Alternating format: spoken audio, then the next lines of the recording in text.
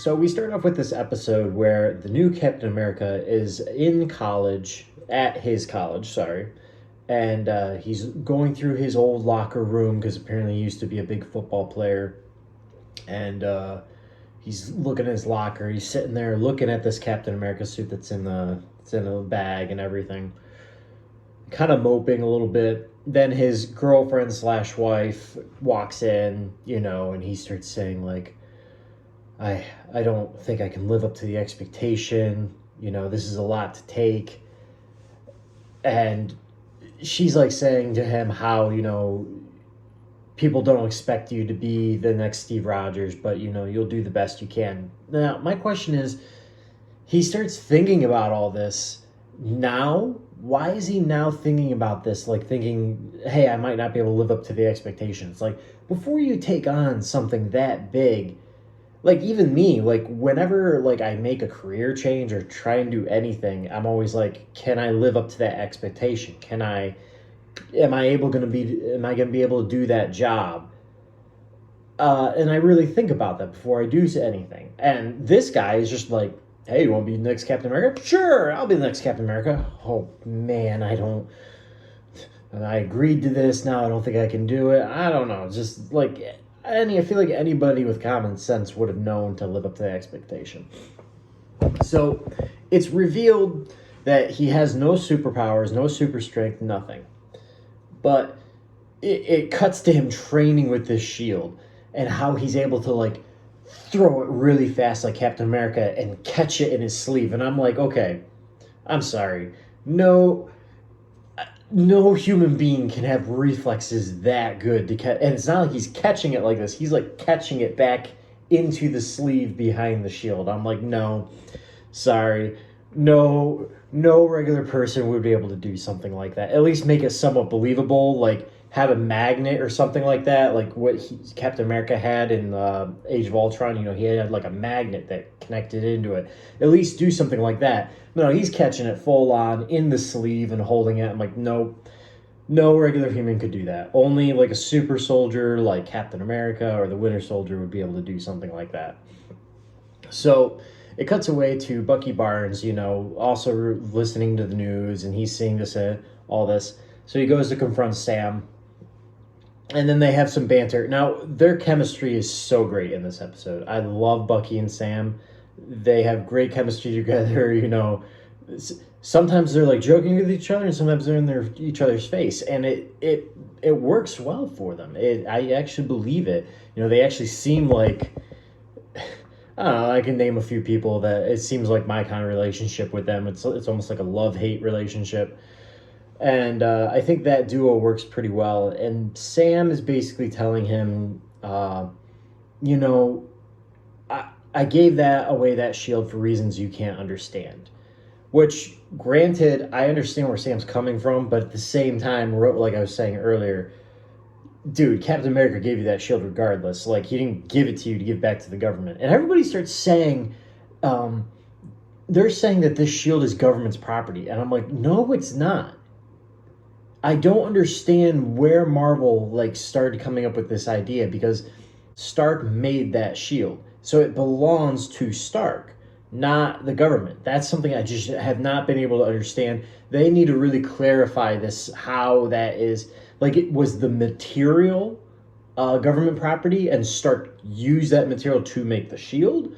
Because from my understanding in the Civil War movie, Tony Stark was saying, he's like, that was my father's shield. My father made that. It's mine. So now they're saying it's the government. So they need to clarify this in some way, because Bucky and Sam, or Bucky's even saying, he's like, we need to take that shield back from him. And Sam's saying, oh, last time we went after government property, you remember what happened? And I'm sitting there thinking, I was like, what government property? What did you guys ever go after that was government property? And then they're referring to the shield. I'm like, that wasn't...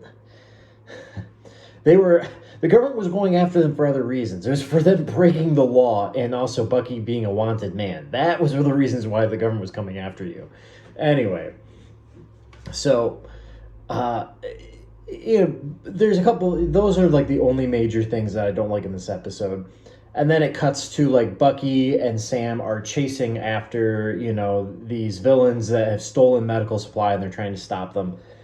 And they're getting their butts kicked by these superhumans. And then the new Captain America and his new like Bucky. Yeah, basically that's what it is. It's a new Captain America and a new Bucky show up to help them out. And he's like, "Hey Sam, it's nice to meet you. I'm the new Captain America." And Sam and Bucky just aren't having this garbage. Which, by the way, all the scenes play great, but this Captain America starts getting in their face like after the fight's over, being like, you need to get over. I'm the new Captain America, and I earned this. But I'm like, dude, at the beginning of the episode, you were thinking you weren't worthy to be doing this. Now all of a sudden, you think you are. Like, what? I just don't. I don't like this new character, which I want to say it's Kurt Russell's son who's playing this guy. I can't remember. But other than that, like, I just don't like this new Captain America character that they're trying to push on you. And I predict, actually, that this guy dies. Like, maybe not next episode, but the following episode. I'm predicting that. This guy is just not good. There's a couple other things. I thought Zemo's finally in it. He came at the very end of the episode. We'll see where his character goes. Anyway, this episode's a lot better than the first one, that's for sure. I certainly really hated that first episode. And, here's the other thing. They basically just threw that whole therapy, like, storyline out the window. Bucky, like, apparently it's part of his sentence for being pardoned. He has to be in therapy. And then pretty much right off the bat, they arrest Bucky for breaking parole, even though he was helping Sam with a terrorist attack. And then the only way that he got released was because the new Captain America basically told them, "Hey, you need to release him from this so he can work with me." And then Bucky's like, "Oh, I'm not going to work with you." And he's like, "Oh, okay." Why wouldn't you blackmail him? Like, if you really wanted Bucky and Sam to help you, then it'd be like, all right, fine, then you have to go back into therapy. I don't know. It would have been stupid storyline. Basically, this whole therapy thing should have just been thrown out the window to begin with. It went nowhere. I don't like the woman. Even the session between her and Sam were annoying. But other than that, the action in this is great. Bucky and Sam's chemistry are good. I don't like this new Captain America and his new Bucky friend. I predict that they'll be dead in the next 2 episodes, and then Sam will get the shield back, and Sam and Winter Soldier will be they won't be Captain America, but they'll both use the shield to represent Captain America. They can both be Captain America in some way. That would make sense to me. Anyway, that's my quick review real quick. Much better episode. I'm actually looking forward to the next one. So I'll catch you guys next time. Feeling they might be a part of the big 3. What big 3? The big 3. What big 3? Androids, aliens, and wizards. That's not a thing. That's definitely a thing. No, it's not. Every time we fight one of the 3. So who are you fighting now, Gandalf? How do you know about Gandalf? I read The Hobbit in 1937 when it first came out.